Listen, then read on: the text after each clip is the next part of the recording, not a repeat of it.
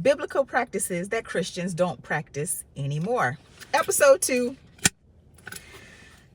So it was a huge no-no to be around a woman when she was menstruating, if she was postpartum or having any issues with blood.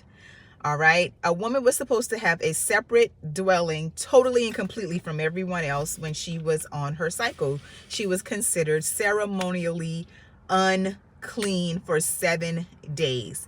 Anything she sat on, anything she touched, anyone she was around was considered unclean. If you slept with a woman on her flowers or on her menstrual cycle, you were considered unclean for 7 days. Now, in Leviticus 15, it talks about this.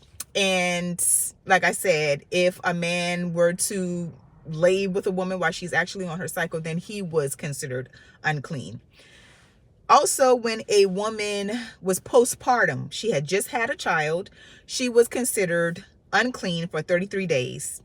But she could become ceremonially cleaned after 40 days after having given birth to a baby boy.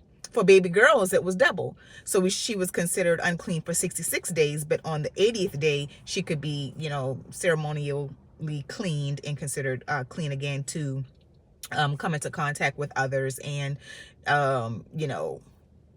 spiritual buildings or practices and things of that nature.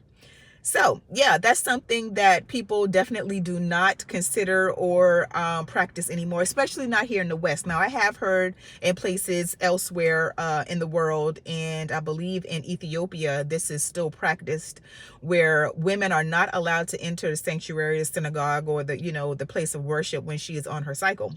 So they still observe this, and she is not able or allowed to be around others as well if she is on her cycle.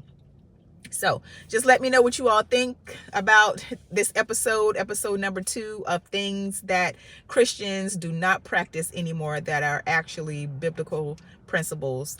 Now, it is Old Testament. A lot of people think that, hey, the Old Testament is done with, the laws are done with, but you all can let me know what you think.